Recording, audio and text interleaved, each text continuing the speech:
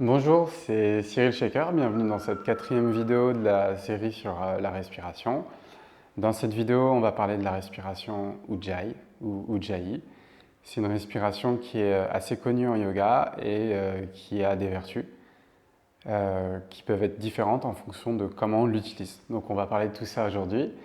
Vous avez besoin d'avoir une assise qui est confortable et le ventre vide. Une fois que vous avez tout ça, on se retrouve ici pour comprendre et pratiquer le Ujjayi. Alors, Ujjayi, c'est la respiration du victorieux ou la respiration de Dark Vador. Ça fait un peu ce bruit-là des fois. Et il y a un son qui va sortir au niveau de la glotte. Et ce son, on l'appelle Ajapa Mantra. C'est le mantra silencieux. Donc c'est une pratique de respiration sur laquelle on peut poser le mental sur un mantra qui est silencieux, le mantra de notre respiration. Donc c'est très puissant au niveau des vertus qui peuvent calmer le mental, réduire le stress et se concentrer, se poser sur quelque chose qui émane de nous. Donc c'est une très bonne respiration pour le centrage. Elle est souvent utilisée dans des pratiques de yoga, vinyasa, ashtanga. Peut-être mal utilisée des fois. Et on va voir ensemble pourquoi on voudrait respirer d'une manière ou d'une autre avec le Ujjayi. Donc déjà, qu'est-ce que la respiration Ujjayi? C'est une respiration où on va avoir une légère constriction au niveau de la gorge et ça va ralentir ou plutôt réduire l'espace au niveau de la trachée. Et du coup, le débit d'air va être moins important parce qu'on va réduire un petit peu l'espace et donc on va pouvoir moduler un peu plus facilement l'air qui rentre et qui sort. Donc, techniquement, comment on fait ça? Alors, c'est comme si vous vouliez faire de la buée sur une vitre. Donc, avec la bouche, comme ça, j'inspire.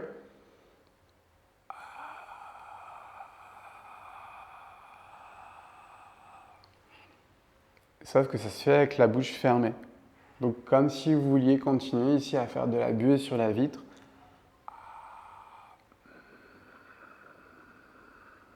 Avec la bouche fermée. Et vous devez sentir une action au niveau de la glotte quand vous le faites avec la bouche ouverte. Et la même action avec la glotte, ou une action un peu plus importante quand vous avez la bouche fermée. Donc, respiration Ujjayi, c'est la respiration avec le nez. Il y a plusieurs façons de la faire, la plus douce possible. Donc, un très léger son, ça donne ça. C'est presque imperceptible. Et il y a une manière qui est plus forte, où on peut vraiment pousser à fond, ça donne ça.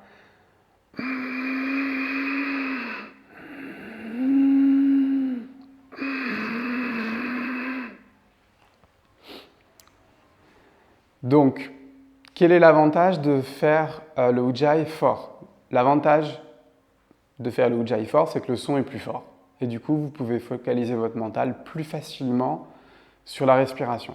Donc, si votre but, c'est d'être moins agité quand vous pratiquez, ou si l'objectif, c'est vraiment de poser le mental sur quelque chose parce qu'il a du mal à se poser sur quelque chose, alors vous pouvez faire fort le Ujjayi.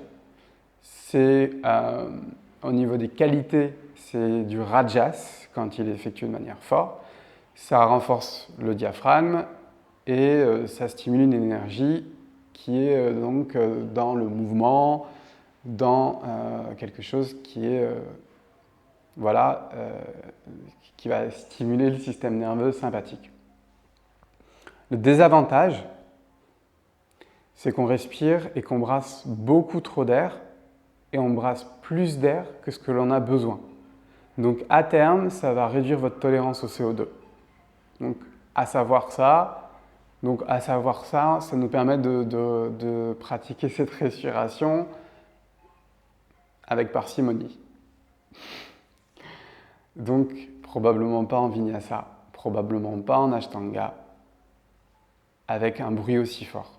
Par contre, avec le bruit faible, on a une plus grande maîtrise du débit d'air et du coup on n'a quasiment aucune chance de trop respirer. Au contraire, on va respirer de manière juste, lente, peut-être un peu moins que d'habitude. Si vous respirez très très lentement en Ujjayi, vous allez travailler votre tolérance au CO2. Donc un Ujjayi fort, c'est très très compliqué de bien respirer et de ne pas trop brasser d'air. Un Ujjayi léger, c'est beaucoup plus facile de bien respirer et de brasser le moins d'air possible. Je répète, on ne veut pas brasser beaucoup d'air quand on respire, on veut brasser le moins d'air possible, parce qu'on veut respirer le plus lentement possible. Et on veut habituer notre corps à tolérer des taux de CO2 plus hauts. Donc plus on brasse de l'air, plus on rejette du CO2, plus notre corps s'habitue à tolérer des taux de CO2 bas. Et donc c'est pour ça que le Ujjayi, quand il est fait fort, c'est une mauvaise idée en vinyasa ou en ashtanga parce que ça dure 1h30, 1h30 où on brasse plus d'air que ce qu'on a besoin. Je ne sais pas d'où vient l'instruction que j'ai reçue de plusieurs profs d'ashtanga ou de vinyasa qui m'ont dit de respirer fort en Ujjayi, qui voulaient entendre Ajapa Mantra. Je pense que c'est une erreur. Il suffit d'aller faire un test de débit d'air, c'est assez simple à réaliser, vous allez chez le docteur, etc. Vous allez voir que vous brassez beaucoup trop d'air. Vous brassez au moins 12, 14, 18 litres d'air par minute. À l'inverse, quand vous pratiquez lentement le Ujjayi avec un léger son, vous êtes plus proche du 6, 7, 8 litres par minute. Et puis quand la pratique devient un peu plus athlétique, évidemment le débit d'air augmente, mais vous n'êtes pas en train de surrespirer. Le problème aussi de le faire très fort en pratiquant, c'est qu'il faut avoir une très très grande maîtrise de son appareil respiratoire et c'est souvent pas le cas. Et du coup, on va vraiment trop respirer et trop surutiliser la partie thoracique. Donc les muscles secondaires de la respiration vont être trop utilisés par rapport aux muscles principaux de la respiration. Donc moi, je vous encourage vivement à pratiquer un Ujjayi léger, très léger, d'oublier cette instruction d'Ujjayi fort qui a fait le tour du monde et on ne sait pas trop d'où elle vient. Je ne suis pas sûr qu'à l'origine de ces pratiques de yoga, on donnait cette instruction-là. Je n'en suis pas sûr, ça me semble pas cohérent. En tout cas, avec les études scientifiques et avec les connaissances de la physiologie moderne, ça n'a pas de cohérence et ça a même une grande incohérence de le faire très fort. Donc, faites-le de manière light, sauf si votre intention est de placer le mental sur quelque chose parce que vous avez du mal à garder le focus, alors plus de bruit, ça va vous aider. Et c'est une bonne raison de le faire fort si c'est pour fixer le mental. Si c'est pour mieux respirer, c'est une mauvaise idée. Ok. Donc on est parti, on le pratique 1 ou 2 minutes dans cette vidéo, très léger. Le son doit être imperceptible pour les autres. Seul vous pouvez l'entendre. Donc on est parti, Ajapa Mantra, respiration Ujjayi, 2 minutes.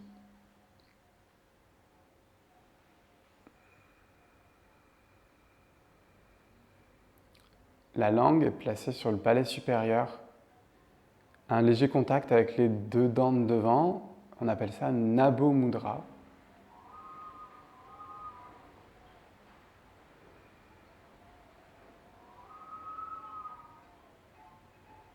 Donc les mudras, ce sont des positions du corps, des doigts, de la langue, des fois qui sont situées dans des zones plus proches des parties génitales. Donc ce sont des zones du corps qu'on va mettre dans une direction particulière pour avoir des vertus énergétiques ou des vertus respiratoires, pour mettre le corps dans une certaine condition, afin qu'il réagisse mieux à ce que l'on lui propose. On continue pendant 1 minute. Je le fais avec vous, la dernière minute, en silence.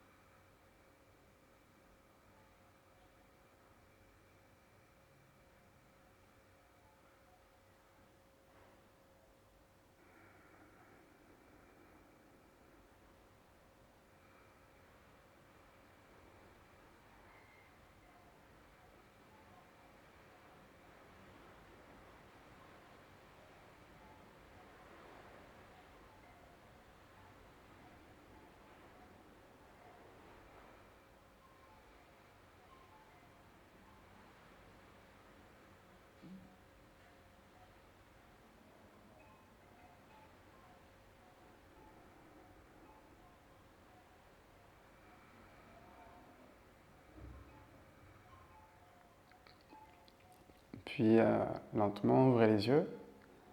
Donc pour cette vidéo, je répète, le Ujjayi léger pour mieux respirer et pour être efficace d'un point de vue respiratoire, c'est une bonne option.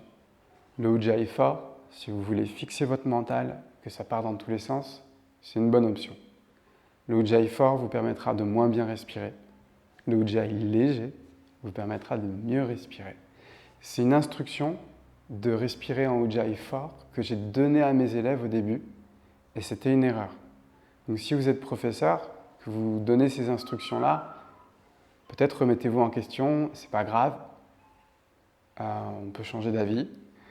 En tout cas, c'est vraiment le cas, on respire beaucoup trop d'air et ça a des mauvaises conséquences en fait sur le système de vos élèves et sur votre système à vous. Donc respirez avec un Ujjayi très léger et vous allez gagner beaucoup d'efficacité dans votre pratique et beaucoup d'efficacité sur l'impact que vous allez avoir sur votre système respiratoire.